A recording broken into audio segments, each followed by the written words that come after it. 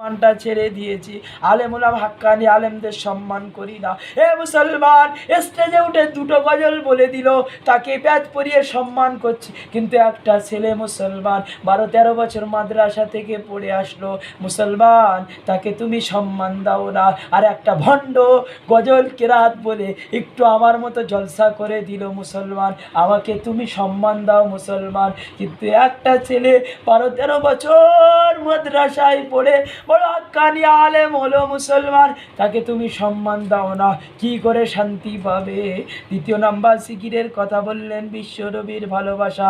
আল্লাহ রাব্বুল আলামিন পবিত্র কালামুল্লাহ শরীফের মধ্যে জানিয়ে দেন, পবিত্র কালামুল্লাহ শরীফের মধ্যে 16 নম্বর পারা সূরা তাহার 144 নম্বর আয়াতের মধ্যে বলে, ওয়ামাই ইউরিদ আন যিকরি ফাইন্না লাহু মাইশাতান দানকা ওয়া নাহশুরুহু ইয়াওমাল